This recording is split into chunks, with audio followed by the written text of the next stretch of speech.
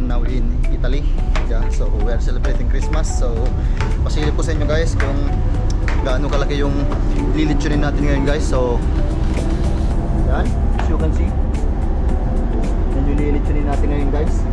So ipapatulo lang natin guys. So bali sasabit natin dito, hanap tayo ng spot kung saan natin sasabit. Pwede na rin siguro dito.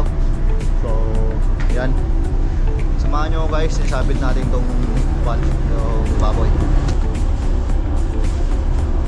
Asan yung hook?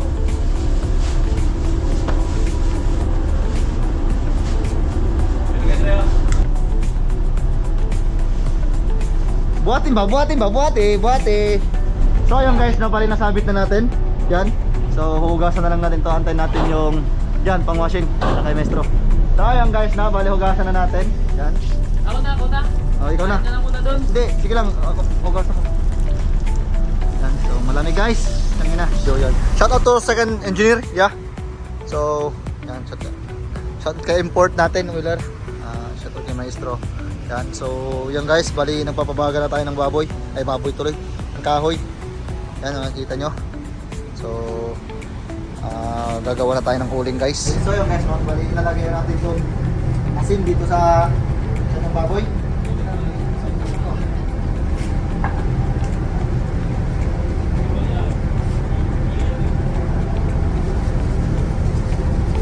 Malasa guys, asin tsaka magic sarap tsaka kung guys paminta.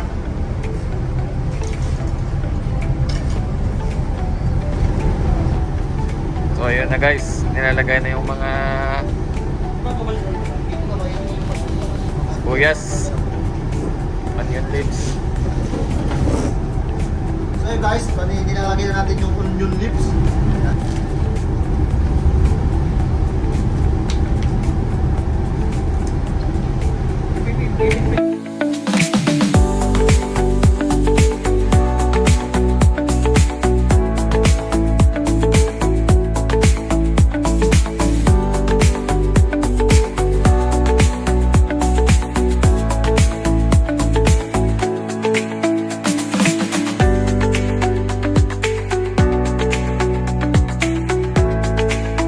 So yung guys no, yan bali nilalapag na yung ating lechong baboy guys.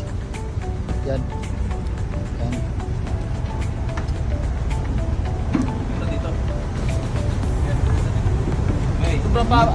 Okay, Baba. sobrang lakas ng apoy. Tama yan. Lakas. Ito nga, babawasan pa natin yan. Sige, ikot lang. So ayun guys no, yan, nakasalang na. So iniikot na ni Boss Ernest yung ating baboy. Yan. Ha? So medyo patayan lang guys kasi parang ang tirik-tirik yung araw. That's the hour. Slowly.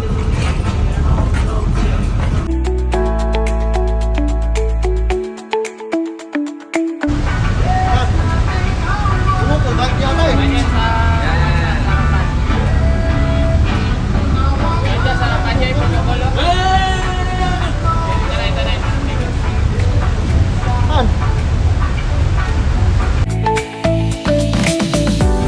So yung guys no, yan.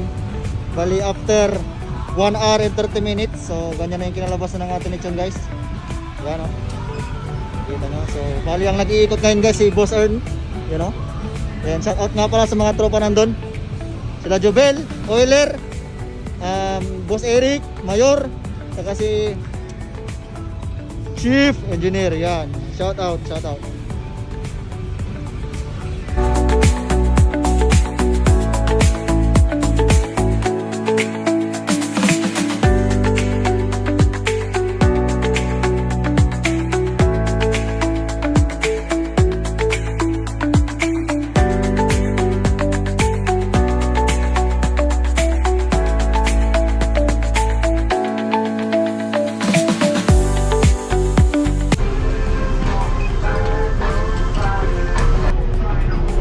Guys no, after 2 hours and 30 minutes. So ito na po nangyari dun sa baboy natin. Bali natanggalan na ng tagay. So yung guys no, after 3 hours na pag-iikot, so ito na yung kinalabasan ng ating lechon.